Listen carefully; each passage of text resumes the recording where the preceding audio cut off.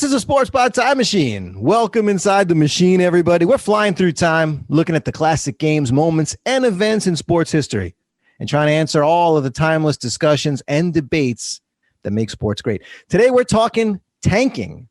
Tanking has become a somewhat accepted thing in sports, and we're here to take that apart a little bit. Listen, my quick take: you don't build champions by tanking. I think history is going to show you that. And on top of that, I think it's destroying leagues. It's hurting sports. That's just my opinion. As always, I'm joined by my man, Big Pete, joined by Richie Hero. And we're going to take this apart today. We're going to have some fun talking about tanking. Surprisingly, I mean, this is something that it's been around a while, guys. It's not new, but it's becoming accepted. It's becoming the norm.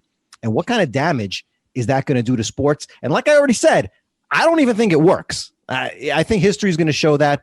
But I digress. Richie, what's going on, man? Not much. I'm excited about this. I have a solution to the tanking problem, and I also will disagree with you a little that it never works. I mean, I know you didn't say never, but it works sometimes. Pete, what's up, dude?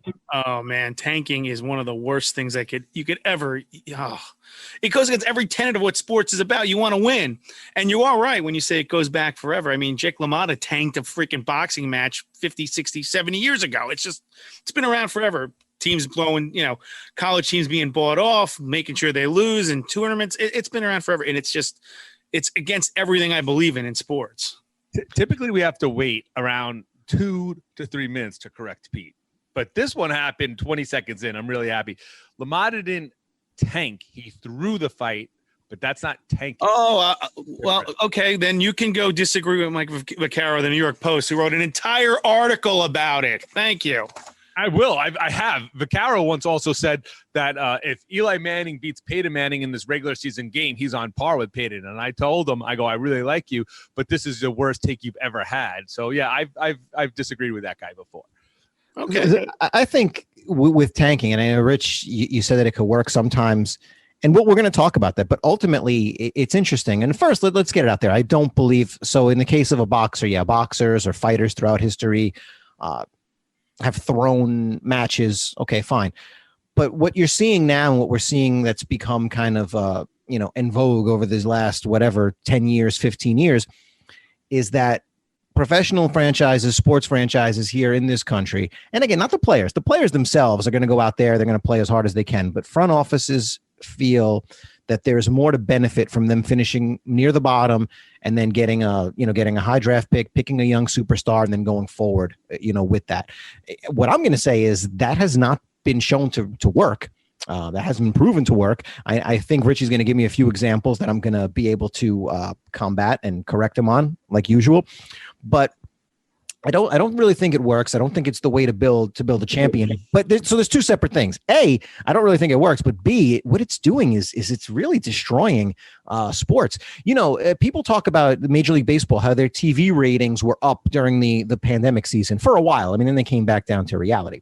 So, okay, set aside the accepted notion that there was this pent up demand for baseball. Okay, so you had that. And there was not too much counter programming. Okay, so you had those things going on. So, okay, so baseball's TV ratings go up because you don't have a lot of quality counter programming and you have this pent up demand for baseball. But you also had, because of this shortened season, all these teams thought they could win. So you had all these fan bases that actually cared. So the pandemic season of baseball was probably the best season that they had in a long time in terms of, fan response and fan interest. And it's no small thing that all these fan bases thought they had a chance because you had the expanded playoffs. Nobody was tanking because everyone thought they had a shot. I mean, the Marlins wind up in the playoffs. So everyone thought they had a shot. So with the 60-game season, everyone had a shot, and you had the 16-team playoff. So the fans were interested because, for the first time in a long time, 40% of the league wasn't going into the season trying to lose. Again, not the players, but the front office. So right there, the Major League Baseball, just one example of how fans care more and how you help these leagues when you're not just trying to lose. I mean, it's awful that on any given year in the NBA, Major League Baseball, the NFL, the NHL, to varying degrees, about a third of the league just goes in saying, you know what, it's better if we just, because there's no point to being in the middle the way these leagues are structured. So if we don't think we have a legitimate chance to win a championship, it's just better to draft first, second, or third in the draft to get ourselves a young superstar. that is it's terrible for the sports. Now we'll talk about whether it works or not, which it doesn't even work, so it's even worse. But it's just awful, awful, awful for the sports. It's awful for the future of Major League Baseball, for the future of the NFL. It's awful. And these owners, especially now the NBA, which has been led by visionaries like David Stern and now Adam Silver, they understand that there's something they need to do about it. Okay, whether it's change the draft system or add tournaments in the season like soccer to give teams incentive to win. So even if you're out of it, you can possibly win a tournament, which then can somehow get you into the playoffs. We'll talk about that a little bit later. But these teams, they can't help themselves. And also, of course, when you tank, you save money, because if you're going to put a bad product on purpose, that means that product, you don't have to pay as much for that product. It really is just a mess. And in the short term, I don't think the owners see how bad it is, because their pockets are still being lined with television contracts and with digital rights, digital media rights. But it's honestly, it's just turning off sports fans en masse. It really is, Rich. What's worst part to me about tanking is, like, as someone who roots for the Jets, I'm really not interested in the football season anymore, because for a long time, because it's like, all right, you lost another year, you lost another year, you lost another year. How many times are we going to go for this great quarterback? And it comes to the point where I'm like, all right, when we get the great quarterback, let me know. But in the 2020 season, I stopped watching Jet games. I'm home and I have the Red Zone channel on. I'll turn on the Jets if it's randomly a close game, because I'll know what's going on. But I don't care. And now I'm rooting against them because I want, Lawrence. If of course, people will hear this podcast at various different times. But the point being that it's just a big part of tanking. A big problem with tanking is that if you get the guy you want, if everything's successful, you've lost a lot of fans along the way. And the first year you're good, a lot of times those fans aren't back. You're going to have to show continued success before the fans start coming back. And I think that's a big problem with tanking. Yeah, and to go one step further, you said a Jet fan. So if you're a Jet fan and a Knick fan and a Ranger fan in the season you're talking about, where Jet fans are rooting against their team to get the number one pick, if those Jet fans also happen to be Knick fans in that same year, they were rooting for their team to get the number one pick. And then Ranger fans, they wound up with the number one pick. They made the playoffs. They did. However, remember when they made the playoffs in the pandemic year, you had Ranger fans who said, is this going to hurt us? Is this going to hurt our chances to get the number one pick? There was that segment of, and I'm not saying that's most Ranger fans, but there was that segment of Ranger fandom. And even if it's 20% of Ranger fans, it's still sad. It's sad that has to be a thought. It's sad that 100% of Ranger fans could not have been like, yeah, we're in the playoffs, let's go. The fact that there's about 20 or 30% of Ranger fans that are saying, we're not going to win the cup anyway, and maybe we should have got a couple extra ping pong balls. Sports shouldn't be that way. And you're ultimately, you start to turn off people. You do more harm than good. Pete, man, what's up? I was going to say, basketball is interesting. The idea behind the lottery in basketball is actually avoid having someone tank, because that's why you have more balls to pull out and so on and so forth. But it doesn't work. We all know it's basketball. People tank all the time. Now, I'm not a Jets fan. I feel for Jets fans. I'm a Giants fan. And in this pandemic season, my Giants are at this point 3-7. But I watch them every week, and they're competitive every week, and I want them to win. I want them to go out and win.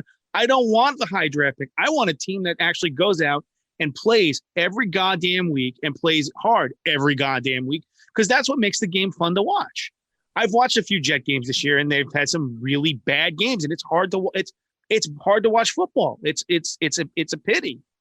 It really is. Part of the problem with tanking is when you get all these bad players and you're just specifically going after this one great player, that really hurts, that puts your franchise back, because as great as that one player is, no matter who you're talking about, he's not going to be as great as 10 or 11 guys that might be able to help you in the future. And if you're not developing those 10 or 11 guys in whatever year you're talking about, and just so you get that one guy the next year, that's really going to put your team back. And that one great player might never turn out to be great, because he might never get a chance. Like Sam Darnold of the Jets, we'll never know how he, like is he good or is he bad? He's never had a great running back. He's never had a great tight end. He's never had a really good running back, good tight end, good wide receiver, good offensive line. I mean, coach either. Yeah, never had a good coach. So the point being, like, as you wanted to tank for him, you got it. But when you tanked, when you got the guy, the team was so bad around him that it took you never able to become adequate with him, not even adequate. And that's what happens when you surround people with terrible players. And that's a problem. That's a major problem with tanking. Like, historically, it doesn't even work. So the NBA is a sport where you could have half the league at any given time that's tanking, that's chasing these ping pong balls. And it doesn't work. I mean, history has shown that. You look at these NBA champs, these champions over the last 20 years or so. It's like 5 or 6 teams that dominated these last 20 years. And whether you're talking about the Warriors or, the Raptors who had their championship, the Heat, the Spurs, the Pistons, they weren't built through tanking, right? The Kobe, Shaq Lakers were not built. They weren't built through tanking. The current Lakers were not built through tanking. It's just it hasn't happened that way, right? You have the Mavericks. Dirk was drafted 9th overall by the Mavs, right? It's just, well, actually, he was traded to the Mavs for Robert Traylor, but the reality is it wasn't like they got Nowitzki for, the top 3 or 4 picks. It's not the way it goes. I mean, you look at the Warriors, Curry was the 7th pick and Thompson was the 11th pick. Draymond was in the 2nd round. Iguodala came in a trade, with the Raptors. I mean, they trade for Kawhi, right? Kyle Lowry was a 24th pick. Ibaka was a free agent. Siakam was a 27th pick. So, I mean, we can go on and on and on, but these teams that are good, it's and even the Cavaliers. Okay, fine. So LeBron James, the first time around, they get the number 1 pick. The second time around, though, they acquire him in free agency, and Kevin Love came in a trade. And it's just, tanking has not, historically, it has not shown to be what builds a champion in the NBA, yet you have half the league doing it. And it's an interesting thing. Rich. Well, hold on, a couple of things. One, Kevin Love came in a trade on a draft. They traded a draft pick, which I believe was the number 1 pick, right? Yeah, but a kid who still hasn't found success. So no, I get what you're saying. And so there's all examples. Go ahead. So here's where I kind of feel I'm okay for a 1-season tank, and I'll tell you when it is. Mm-hmm. When I asked you a question, would you take the first overall pick? We all know who the first overall pick is going to be pretty much a week before any draft. So if I offer you this, you could get him, or you could get whoever has the best career out of the rest of the players. 90% of the time or something, you're probably going to take, I'll take whoever has the best career, because now I know I might be getting a Hall of Famer, or at least a close to Hall of Famer. I know I'm getting a successful pick, as if I take that other player. So few times you have to go, no, I'll take that 1 pick and take my chances. You would do that with Connor McDavid. You do that with Andrew Luck. You would have done that with Peyton Manning. So you would have done that with probably. Yeah, you do it in hindsight. You do it in hindsight. No, I'm saying you don't do it in hindsight with a couple of players. You don't. Connor McDavid, you weren't doing that in hindsight. You would have taken Connor McDavid. You weren't. Patrick Ewing. You would have. Easy to say. Yeah, okay, but it's easy to say after they've done it. No, it's not. No. You're missing the point entirely. No, I'm not missing the point, but it's still, your percentages are still the same. You're going to pick out. You're picking out a couple players in the history of the league. My point is, that's what I'm saying. That is when I'm okay to tank. When I know LeBron James, I'm going to take LeBron James over everybody else. I'm going to take LeBron James. That is when I'm okay to tank. It's like, you know what? This is a generational player. Connor McDavid, a beyond generational player. Mario Lemieux. Those are the type of players I'm talking about. When you know they're number 1 before the draft starts, and they're generational players, that's when you take those players. That's when I'm okay for a 1-year tank. That's the only time I'm okay for a tank. I get it. It's just tough to identify those guys, because even though you mention those players, there's still other players that you say, okay, this was going to be a generational guy that just didn't wind up. And again, we started talking before. I mean, with basketball, we told you the Raptors and the Cavs and, and the Warriors. I mean, everything, the Heat teams that were great. I mean, those guys came in free agency. The Spurs, dude, Ginobili was a 2nd rounder. Parker was the 28th pick. Kawhi was the 15th. It's on and on and on and on. And by the way, when the Spurs did tank for Tim Duncan, it was basically by accident. So again, it's just like there's a certain amount of luck in hitting on a draft pick. when the Spurs tanked for Duncan, it was only because David Robinson got hurt. They didn't go into that season expecting to tank or wanting to tank. And it's the same thing with the Colts. They wound up getting Andrew Luck, but they didn't go into the season expecting that. It happened because Peyton Manning got hurt. So even with the tank, there's a certain amount of luck that's involved in there. No pun intended with Andrew Luck, but there's just a certain amount of luck. And then even in the NFL, we're going to tank because we want, Trevor Lawrence, let's say. We all know, Brady, the 6th round, Russell Wilson, the 3rd round, Aaron Rodgers, 24th overall, Breeze in the 2nd round, Mahomes, 10th, Lamar Jackson, 32nd, Montana in the 3rd round, Marino, 27th, Jim Kelly, the 14th overall. Come on. The idea that we need to be number one, that's just not usually how a winner is built. It's history shows you that time and time again. And what you're saying is not incorrect. It's just, you're just mentioning, a couple of guys throughout the history of the sport, when the reality is in any given year, not that any given year LeBron James come out, but there's a lot of times where we talk about, this guy's going to be this guy's going to be that. And it doesn't work out that way. And so the idea of losing on purpose, 99 times out of 100 is not going to benefit you. That's just what history has shown us, and all it's doing is hurting these leagues over time. You got to remember, though, basketball, hockey, you have less players on the rink or on the court than, let's say, football. And tanking in football doesn't work as much because you do have to build. You have a certain amount of guys on the field all the time. And yes, having the best quarterback coming out of college is always a beautiful thing, but it doesn't always work. Whereas even baseball, tanking in baseball, the draft in baseball is a disaster. It is not easy to go out and draft in baseball no matter what. You could take the number 1 overall pick and he can decide, I'm going to go back to college for another year. And all of a sudden he's back in the draft and you're screwed and you don't own his rights. So it looks better in basketball and hockey, but I agree with you. It doesn't really work. It's a disaster. Where's your dignity as a team, as an ownership group? Your fans, it's like you're literally urinating on your fan base. Oh, we're going to build a better team. It doesn't always work, and it usually is a problem. It's awful in so many ways. Yeah, and in the end, the pickers matter more than the picks, right? The people who are in charge of your draft, and then beyond that, the people in charge of your player development. Those are the ones historically.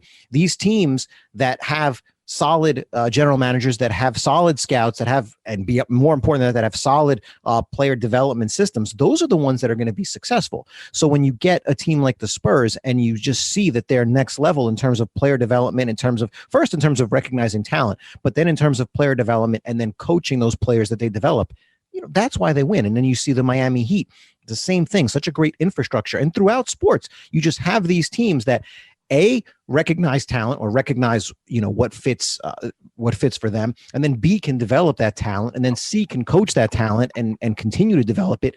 That's what wins. The idea, tanking. So the ramifications of it, it usually doesn't help the team, usually doesn't. And then B, it really, really, really hurts these sports.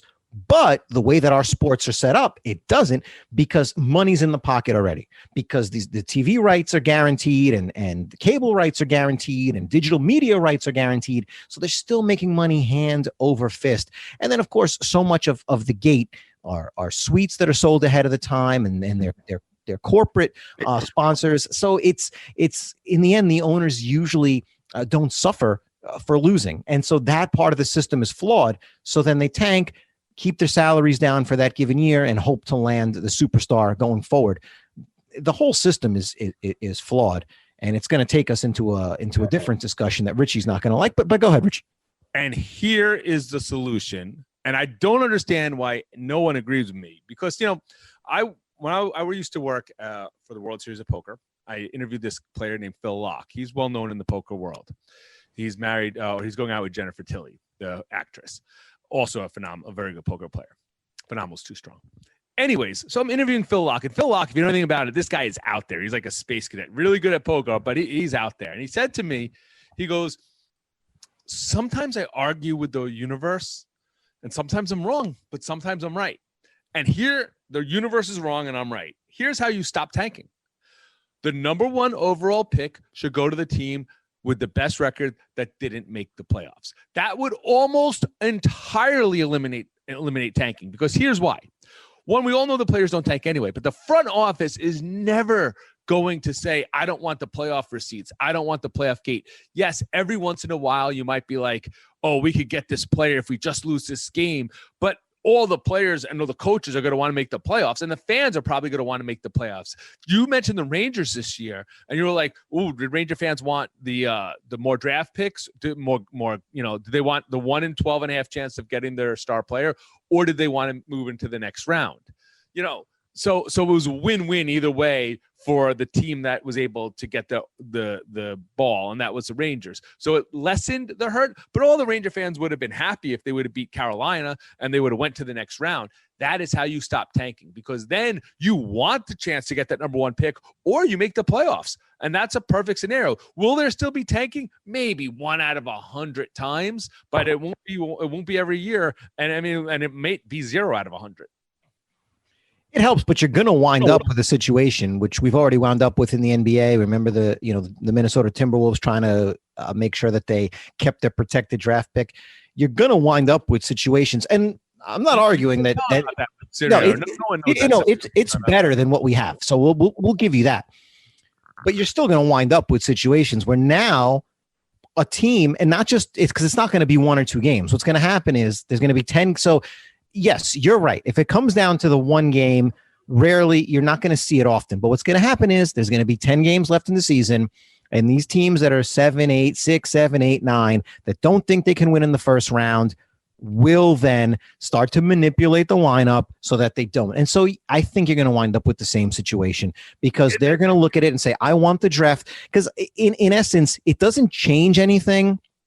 I think it just delays it. So they can't come in. Maybe it's not going to be from right out the gate, but it's going to be over this last 7, 8 games. I don't know that it changes much. First off, that changes everything. Even if you were right, and they're like all of a sudden the 7, 8 games, like, all right, we're not gonna put in Tim Duncan. We're gonna put in our worst players, and we're gonna lose. See again when you start to get defeated in an argument, and the people who listen at home know that every time I beat Richie, he starts going crazy. He goes into these absolutely ridiculous examples where you're gonna sit Tim Duncan. No, if you have Tim Duncan in his prime, you're not going to be in that position. So let's go with a normal example, please. Okay, if you have one of the best players in the league, you're not playing for those positions. But anyway, go on.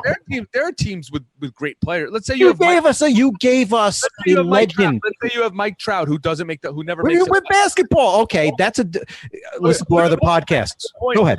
The point is, you have a really good player, because teams that don't make the playoffs often do have one really good player, and maybe one really good player only. You sit that one really good player, you don't make the playoffs. That one really good player is never going to go for it. And even if let's say you're right, everyone tanks with 7 games left. There's a massive tank with 7 games left. They're still not tanking the first 75 games. So you're still giving your fan base joy for 75 games where you might win, instead of no reason to watch any of the first 75 games. Now you're at least giving them a reason to watch 75 games. And that's the point. So even if you get the massive tanking, which wouldn't happen, you're a competitor. I can't believe I'm hearing this from you. The people, I wish. What are you talking about? All the players are always competitors. You mentioned the Jet team. Every single one of those guys on the Jets is trying to win, but the front office has put a product out there and a coaching staff out there that can't win. So the idea of being competitive has nothing to do with any of this. And but you're saying they're going to manipulate of the course, lineup. because if you set up a system, that's the whole point of this. If you set up a system that is basically going to somehow reward you for losing, then people will lose. When Carmelo Anthony was better. No, your way is it's better, but not much better. No, because you're still going to incentivize the losing. But no, Carmelo Anthony, the Knicks, when Carmelo Anthony was a Knick, and he was really good, and the Knicks would come in the 8th seed. We all knew they would lose anyway, but he was still the player to go to watch. The Knicks were never going to sit Carmelo. They never were just going to be like, well, we're not going to play Carmelo because we want the first overall pick. I mean, and you know what? Yes, I'll even admit that there might be times where Carmelo might say, hey, no reason for me to get killed by LeBron here. Let me sit out and we'll get the number 1 overall pick. That I'm not saying that can never happen. I'm just saying the odds of it happening are so far less then what's going on? Okay, so then why change the system? Because No. See your argument. See your argument all the way through. Okay, then keep the system the same way. If the system is the way it is now, why? Because this player, keep the system the way it is. If that player, if that player. You're saying like we can't improve it, we can't make it end, so we're not going to exist. You can make it end. They can make it end. Okay, but if you think that this player is not going to allow them to tank in the last 5 games, why would that player allow them to tank over 82 games? But that's the point. They're not. So like when then nobody would be tanking right now. The point is, I'm making it a huge improvement, which you admitted now you don't admit anymore. No, it's an improvement. It's an improvement, but the reality is it's baby steps, and baby steps aren't going to help anything because listen. And then you know what? The way here's how you eliminate tanking. It's not. I mean, you just make a pinball, a ping pong ball, and you're like, okay, you draft 15th, you draft first, and have no order whatsoever. Everyone gets one ping pong ball, and that stops tanking. That's it. Okay, but now the rich could get richer, the poor don't get richer. What? That's not sports. That's not sports. And we have, by the way, we have another great podcast. You guys should listen to the podcast. It's about the future of sports, and it's about where sports is going, which sports are going to be on top 20 years from now. It's about the future of baseball and soccer and football. And one of the points that we make, and we make it quick, so it fits in right here, and we can pick up the discussion right here. It's about soccer. Soccer, one of the reasons that it's going to continue to be successful, and there's many reasons, but it's tank proof. It's tank proof. You can't tank in soccer. And that's the reality. These sports, and why the NBA is going to continue to be successful, is because they recognize this. And it's a hard thing to change because teams have traded draft picks 2, 3, 4 years into the future. But Adam Silver and the NBA, they're already looking at ways to fix this, to change this, to stop teams from tanking. They're going to be very aggressive with this. Now in soccer, you can't. You're always incentivized to win. And there's no such thing as draft picks because basically you have to just develop your own players. The NBA may wind up going to the NBA is already starting where they have the G League and where they're going to once again start allowing 18-year-olds to play. The NBA is going in that direction. But the point is that the only way to fix tanking is to go towards more of a soccer model where every game has to be won because you can only benefit from winning. And of course, there's nothing more American than that, right? With each game you win, there's going to be more money in the pocket. With each game you lose, there's going to be less money in your pocket. The more money in your pocket, the better the players that you can go buy. The less money in your pocket, the worse the players that you're basically going to have out there on your team. So it's always about winning. In American sports, it's not, because you're actually going to be given what could be a good or great young player if you lose. So your way, yes, is it better? But it still has holes. Sure, I agree it still has holes, and I didn't say it didn't, but I also did say it would probably eliminate tanking for the most part. Also, your way has holes with just a ping pong ball to every team and every team equal, because then like all of a sudden, first off, you two guys think when the Rangers won the draft pick, and their ping pong ball came in, you thought it was rigged. It was. We all know it was. And we all know. Let's not get into politics, but we all know that a lot of people thinks elections are rigged right now. So everyone thinks rigged. So whenever the New York, I don't think it was rigged, but I get that. But the point is, a lot of America does. So the point is, when a New York or a California team, when the Lakers, when the Knicks, when the Rangers, Yankees, when they get that pick, it was rigged. It was rigged. When the Royals get the 30th pick, we know that was rigged. They don't care about us. So that's just gonna piss off the fan base. So there's negatives to that too. And also, I do believe that but it's purely by chance. Well, first off, you have to make sure it's not rigged, because there is a chance for it to be rigged. We all know that. Like, you guys don't think the Rangers were rigged. A lot of people think Patrick Ewing was rigged. Yeah, because they can't have the next, because Connor McDavid is wasting away in Edmonton. It's a waste because most of North America, of course, the hockey fan that's like you knows who Connor McDavid is. Connor McDavid as an offensive player is otherworldly, and most of sports fandom doesn't get to watch him playing up in Edmonton, has no clue who he is. The guy's a transcendent talent, and but and they can't let that happen again. So you have to let it happen, because when you're saying you can't let that happen, then why is Edmonton existing if they can't win the Stanley Cup? If you don't want Edmonton to ever have good players or win the Stanley Cup, what's the point for Edmonton to be there? They should be allowed to get a Connor McDavid, and that's the problem with this whole thing. Ultimately, the way that you're going to be, and I don't know that we're set up this way, but basically you have to just cut out these drafts. The reason why soccer is successful, there's no draft. I mean, these guys have academies. They develop these players. If the player winds up being too good, they have to then, and the team is not good enough, then they sell the player to make more money to buy other players. But in the end, they raise these players. So if you're going to leave the development to the college teams, then you're going to have to draft them from college. Although we know hockey's a little different with the juniors and whatnot. But if you're going to have that kind of a system, then there's always going to be some kind of a chance involved. There's always going to be drafting, and you're going to have those issues. But so I don't want it to be where you have to have the most money to contend. I mean, we all know. But you get the most money because you win. So it's not like, the Yankees buying championships. Like you get that money only because you were good. So a team, it's theoretically, just to clarify, you could be a soccer team that was somewhere in the bottom of the barrel, this local community team, whatever.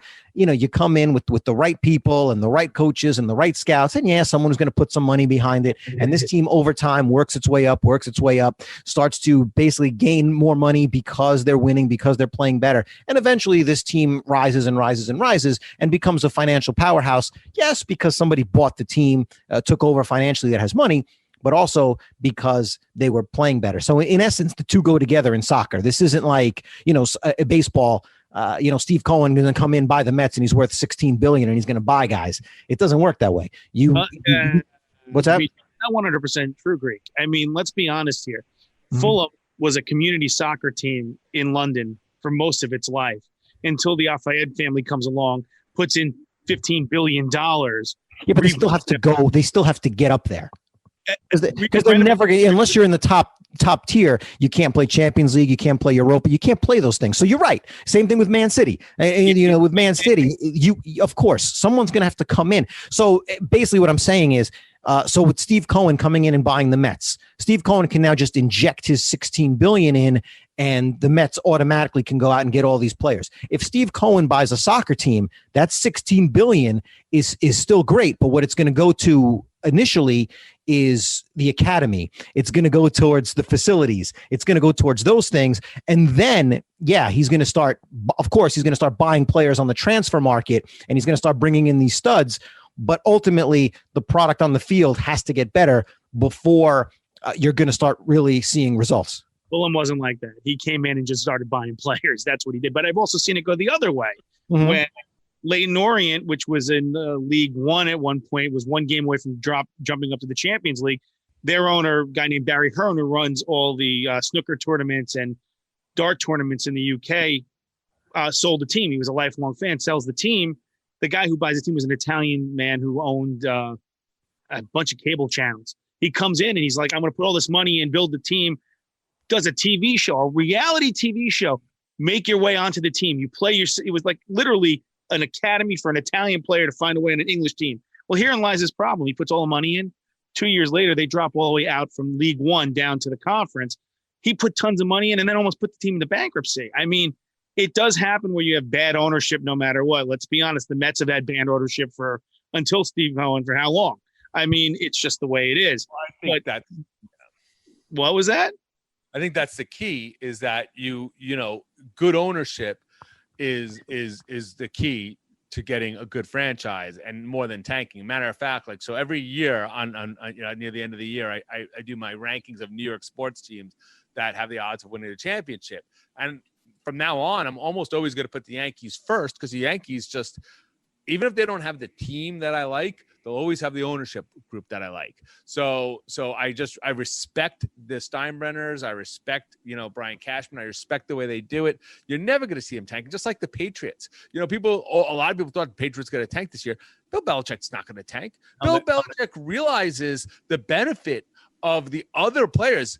Instead of the quarterback, he realizes that if I could make the other players better, whatever quarterback I get will be better for it. And if I make all the players worse, the quarterback I get is going to be worse for it, just like I said earlier. So that's why I'm only a believer of a one-year tank when you have a transcendent type player like a Connor McDavid, when you're close enough to tank as it is, and you better get there. But even like that's the great part about hockey and basketball.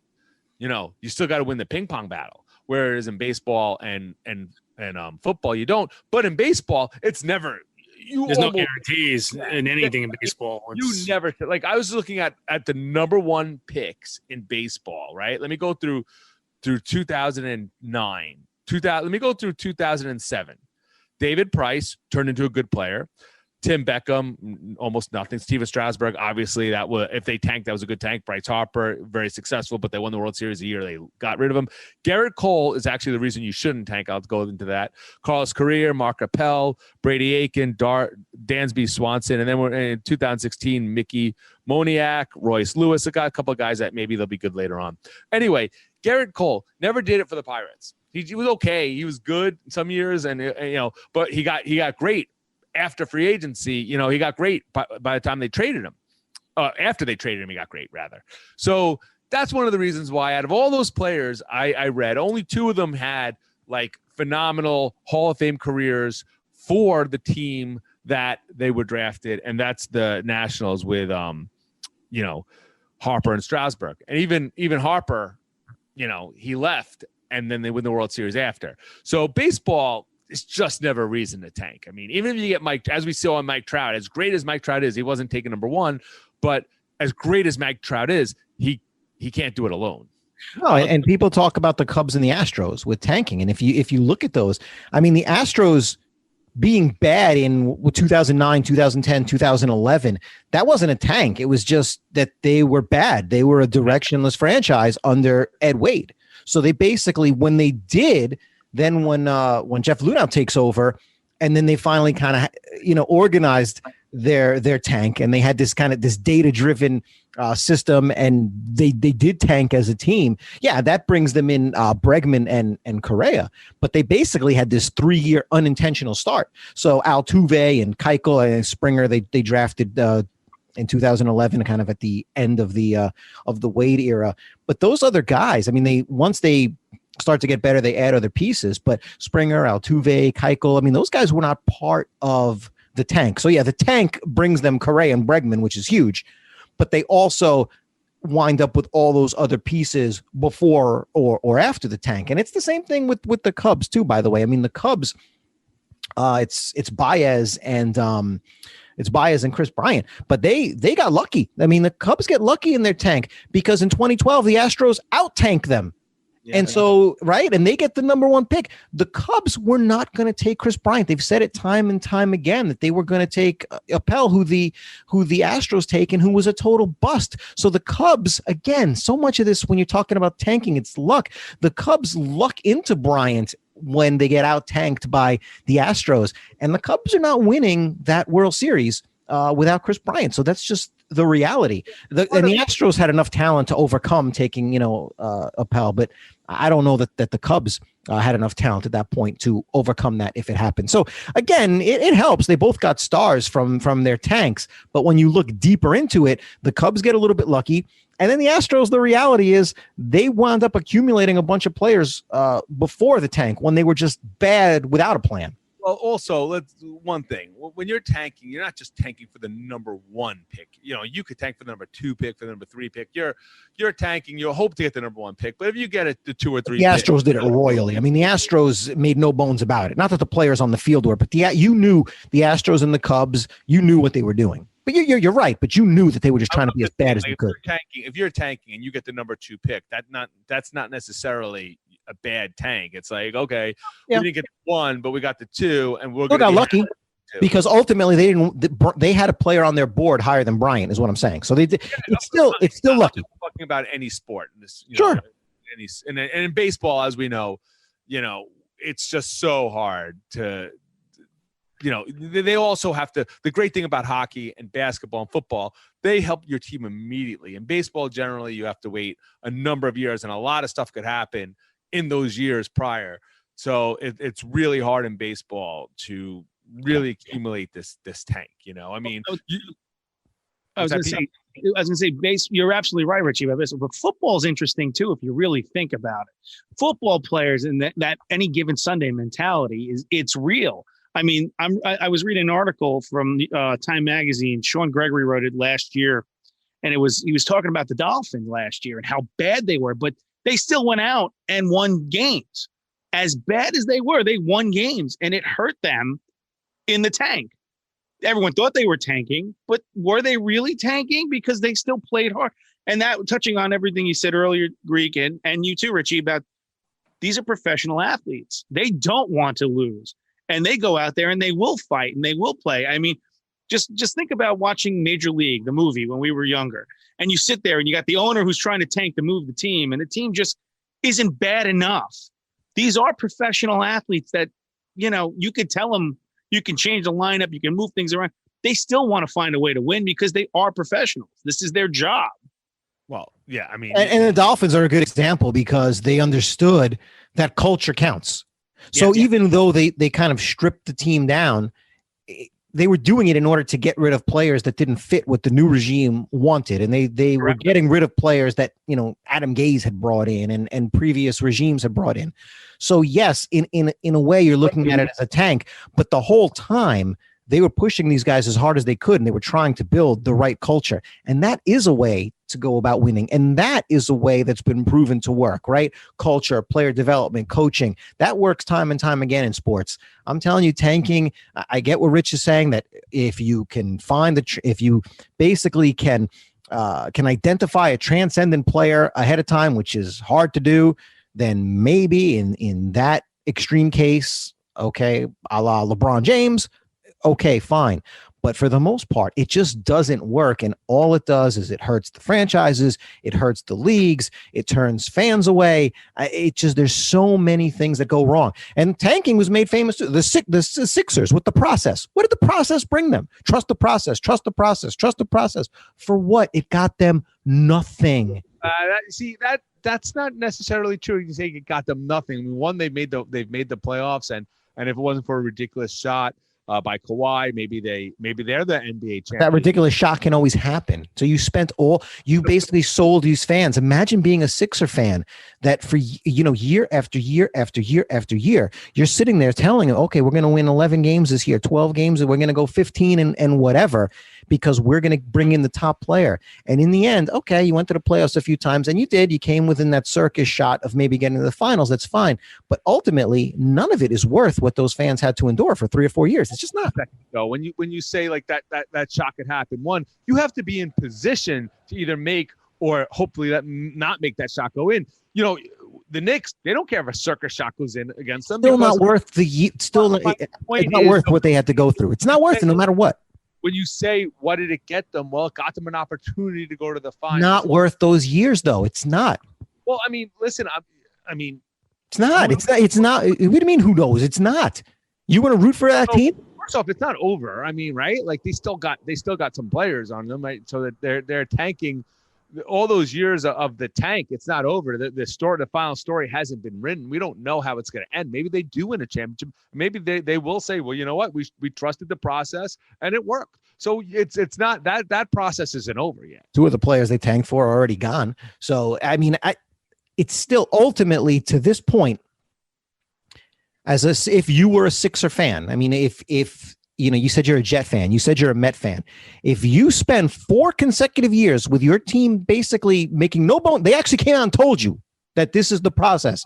So you're a Met fan, you're a Jet fan, and imagine you talked about the Jets and imagine 4 straight years of the Jets going for a Trevor Lawrence, and then what you did was, then you wound up making the playoffs. And the NFL is different than the NBA, but okay, you got into a playoff game and lost in the first round, got into the playoffs and maybe made a second round. I mean, it's different. So it's a hard comparison. It's a tough comparison, NFL to NBA, the way the playoffs are structured, with 8 teams making it and 6 teams and the series and all that stuff. But I'm sorry, I don't think you sign up for, this situation for the Jets to tell 4 straight years, the Jets are telling you we're going to lose on purpose, or 4 straight years, the Mets are telling you we're going to lose on purpose. And then the guys you lose on purpose for aren't even there anymore. And then they wound up, the Sixers just got embarrassed in the playoffs this year. And they're basically at this point looking at what are we going to do? Are we going to trade Ben Simmons? Where are we going to go with this? Who are we going to have to bring in Harden to play with Embiid? Do we have something for Harden? I mean, they're basically not blowing it up again, but they're kind of looking at what direction to go in, and Simmons and Embiid can't play together. I mean, the reality is, and it didn't work out with Nerlens Noel. And I don't think that the 4 years of being non-competitive is worth where they're at right now. But I think they had a chance to become a special team, and they blew it, because the tanking only gets you so far. It's sort of like the Seinfeld when you reserve the car, it's not really the reserve, it's the hold. The hold is an important thing when you reserve the car, right? That's what Jerry said. Well, here, when you tank, okay, we got the players, but now we got to develop not only that player, but all the other players we have. And we have to then incorporate that by getting players through free agency or trades that we may need to really help these players. So the tank is the one thing, and the tank might have actually worked for the Sixers, but the rest of it fell apart. So while I'm not a fan of tanking, I do see sometimes where it could work. And if you have a group of talent, if you got all this talent, then the tank itself might not have failed. It's just the other part around the tank failed. I guess, but I mean, you're looking at like teams in the West that are in the mix, the Jazz, the Nuggets, the Blazers. They've never tanked. The Heat that came back, got in the finals during the pandemic season, totally rebuilt their team, just kept that great culture and basically rebuilt on the fly, and they never tanked. So there's just so many like anti-Sixer examples. It's just that I'm a Sixer fan. Yeah. Look at the Jets, right? And we're doing this pandemic. We're doing it during the pandemic, and just so everyone knows, that right now the Jets are 0-9, and they're up by Jacksonville in 1 game to try to get Trevor Lawrence. Well, who has a better chance of winning the Super Bowl next, the Jets or the Giants? I think a lot of people would say the Jets, because the Jets, I don't mind the tank this year for the Jets because they traded Jamal Adams. And while it sucked, that they traded Jamal Adams, they got 2 draft picks for him. Well, 2 first-round draft picks for him. They're going to get a great draft pick this year. And as long as the tank is over, and it was just for really it was just this year, because they didn't mean to lose any other year before this year. This is the first year the Jets are legitimately trying to lose, legitimately trying to tank. Maybe you think so? Yeah, well, I don't know about that, because I think they tried to tank when they got Darnold, but outside of that year and outside of this year. So I think that years after that draft, they did try to win. I think they'll try to win next year. So I think right now they're trying to build something. That's problem. You need a new coach and a new GM to win. That's where the Jets' problem is. Your upper management and that team is awful. And for you to actually say you think the Jets have a better chance of getting to a Super Bowl with the Giants, you got it. That's a joke. Well, actually watch a Giants game. Watch how they are coached. Watch how they play. Hold on. I'm gonna step in as the referee here, and I'm gonna tell people we have a whole podcast. It's awesome. We're comparing the fan bases, and it's interesting, the difference between Jet fans and Giant fans. We are going to talk about it in that podcast. So you know what? We don't want to rehash that whole argument that happened there, but it's interesting because you're seeing it right here. You're seeing the elitist Giant fan step in, and you're talking this bleeding heart Jet fan.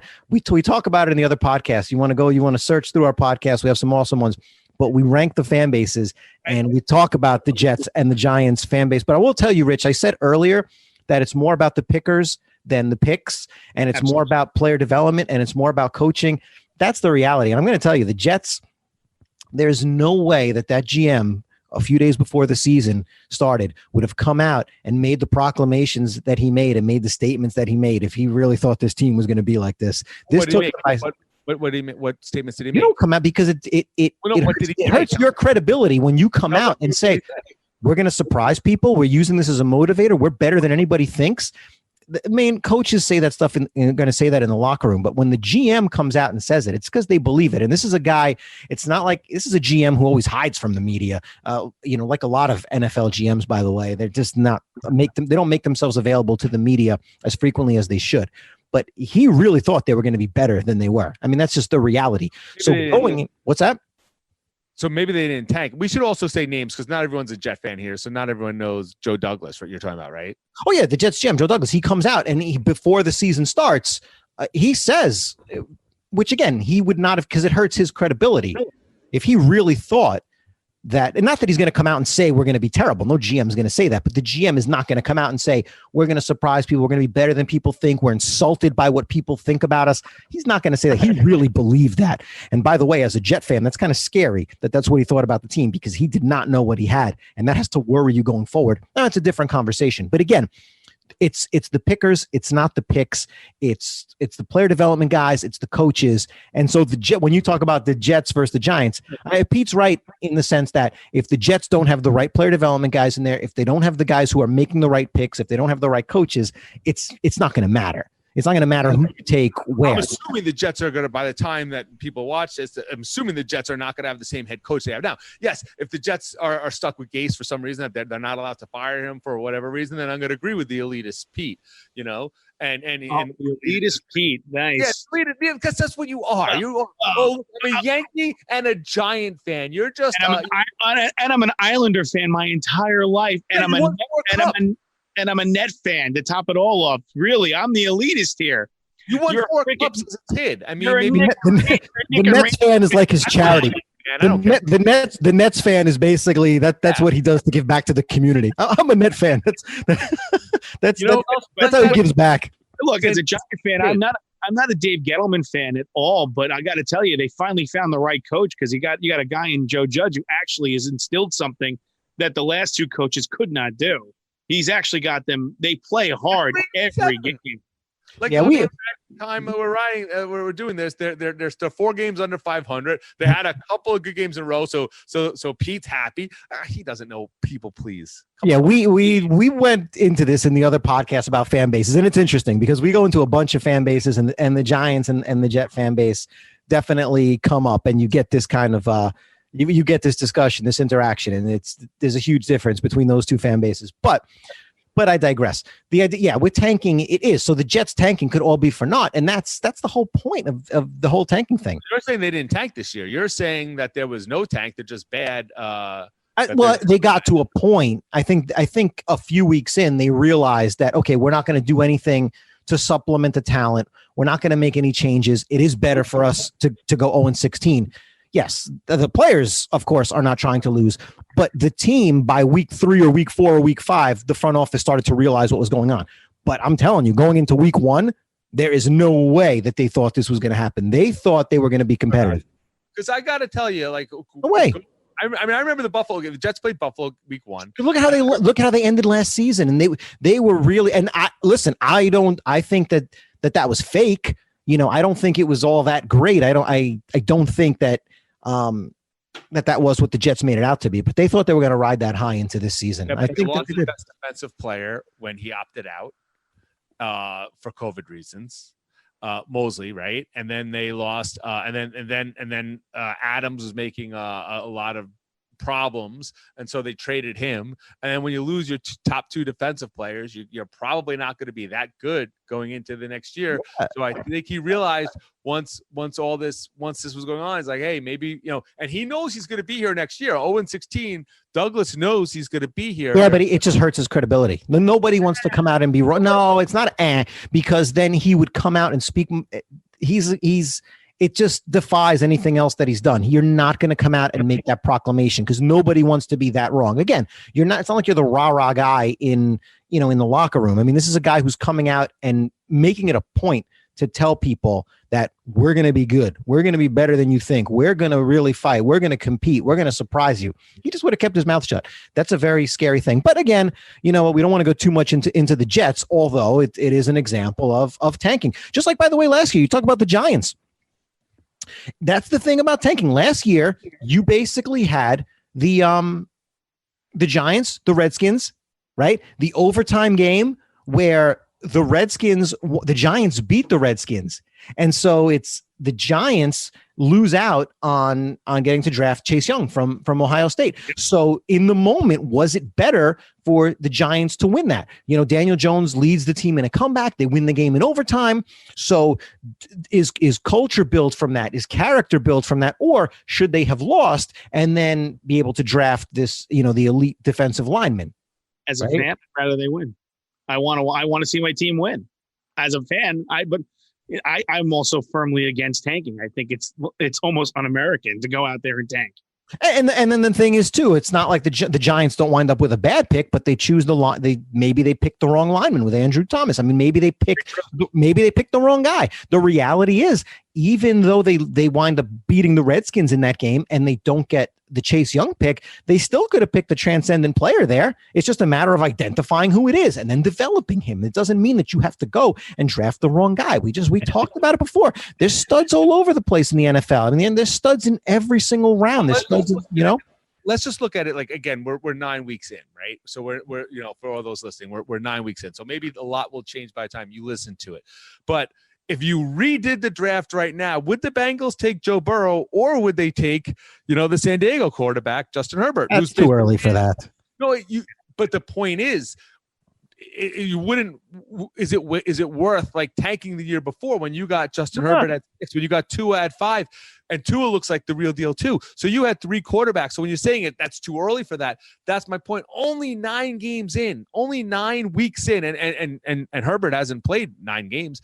So you already might be like, you know what? I might rather have Herbert than Burrow. So I think that's kind of where the tanking, when you don't have a transcendent player, you might be like, well, that's why it's just simply especially in the NFL. We talk all the transcendent guys in the NFL.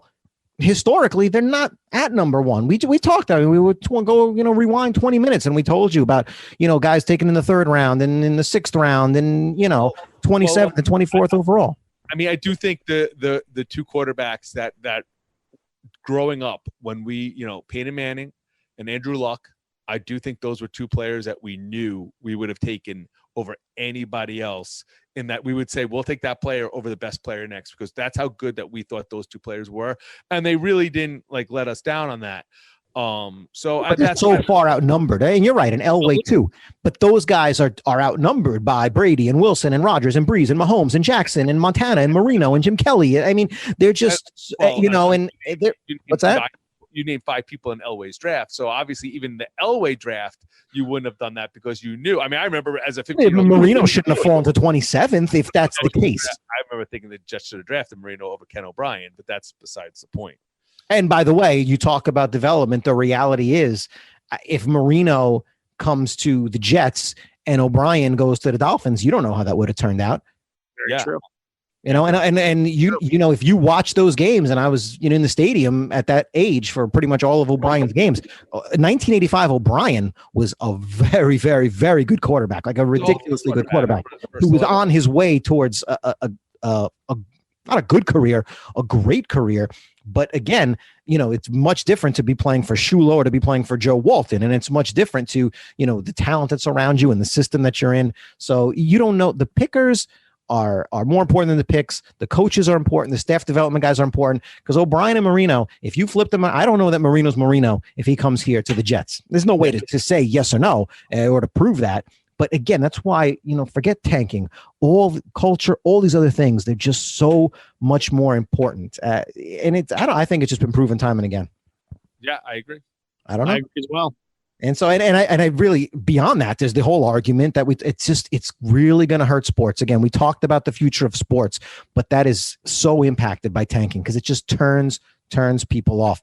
But that just about wraps it up, guys. It's time for us to get this time machine back to the future. So wherever, whenever, and however you joined us, we thank you. We appreciate it. We had a lot of fun with you. We had a blast spending some time with you. We can't wait for next time. So for Big Pete, for Richie Hero, I'm the Greek. This has been the Sports Pod Time Machine. And until next time, take care, everybody. Copyright 2021 Yackers Huddle Media Group, Inc., all rights reserved.